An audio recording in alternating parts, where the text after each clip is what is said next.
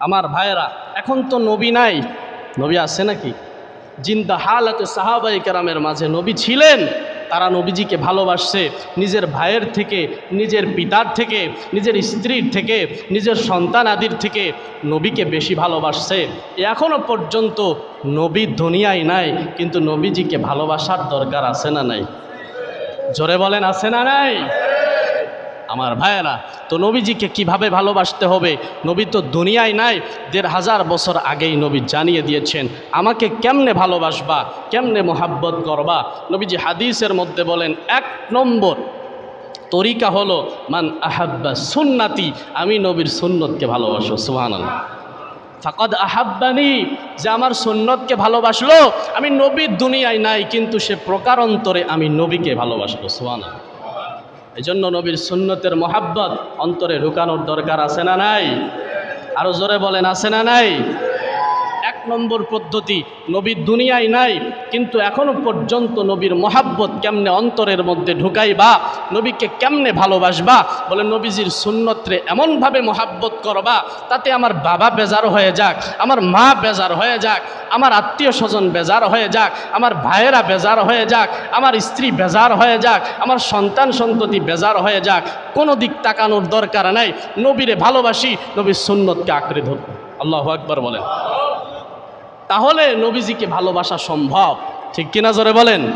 নবীজির সুন্নতের বিরোধিতা যেই করবে, নবীজির সুন্নতের বিরোধিতা যেই করবে, যেই নাস্তিক মুরতাদরাই করবে, ওদের বিরুদ্ধে আন্দোলনে নামতেও আমরা রাজি হয়ে যাব, ঠিক কিনা জোরে বলেন?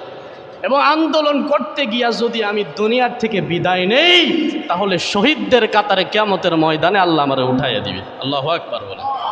এই জন্য নবীজির মহাব্বতে জীবন দিতেও আমরা প্রস্তুত আছি না নাই?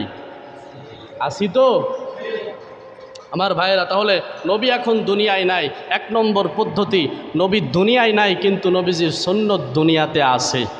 নবীজির সুন্নতকে কলিজা দিয়ে ভালোবাসতে হবে। পারবো না ইনশাআল্লাহ? আল্লাহ তৌফিক দান করুক, পড়েন আমিন। ২ নম্বর পদ্ধতি, নবী বলেন আল্লাহ আল্লাহ ফি আসহাবি লা তাত্তাখিজুহুম গারদাম মিন বাদি ফামান আহাব্বাহুম ফাবিহুব্বি আহাব্বাহুম ওমান আবগাদাহুম ফাবিবুগদি আবগাদাহুম। আল্লাহ রসুল বলেছেন আমার সাথে সম্পর্ক আমার সাহাবায়ে কেরামের, সুতরাং সাবধান হে উম্মত, আমার সাহাবায়ে কেরামের ব্যাপারে তোমরা সমালোচনা করবা না। সাহাবায়ে কেরামের ব্যাপারে সমালোচনা করবা না। ফামান আহাব্বাহুম, যে ব্যক্তি তাদেরকে ভালোবাসলো, ফাবি হুব্বি আহাব্বাহুম, সেজন্য আমি নবীকে ভালোবাসলো। সুবহানাল্লাহ।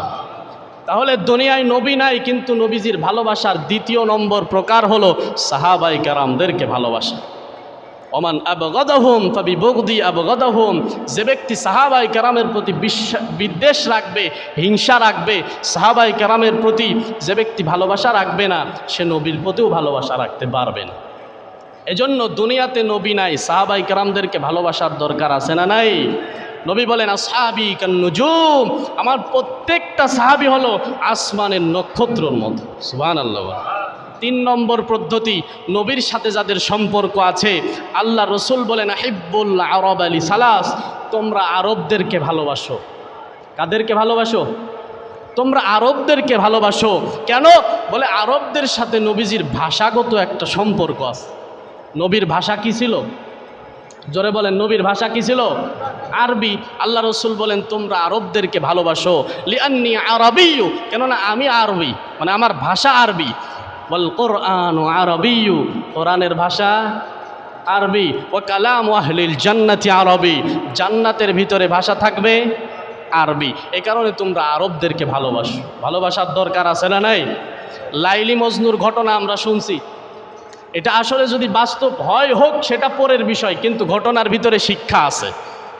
মজনু লাইলিরে এত ভালোবাসে, এত ভালোবাসে, এই ভালোবাসার পরে দেয়ালে গিয়া চুমু খায়, ঘর বাড়িতে গিয়া চুমু খায়।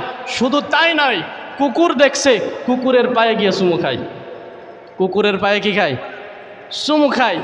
মানুষেরা বলে এ আবার কি কাণ্ড, পাগল হয়ে গেল নাকি? কুকুরের পায়ে আবার চুমু খায় কেন? মানুষেরা বলল এ কি পাগল হয়ে গেল নাকি? কিন্তু সে জবাব দিল, শোনো দুনিয়ার মানুষ, আমি কেন কুকুরের পায়ে চুমু খালাম? কারণ এটা হলো আমার লাইলির কুকুর। যে দেয়ালের ভিতরে আমি চুমু খাই, এই দেয়ালের ভিতরে আমার লাইলির হাতের স্পর্শ আছে।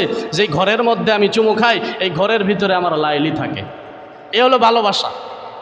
তাহলে আরবরা তো কুকুরের থেকে নিকৃষ্ট হয়ে যায় নাই।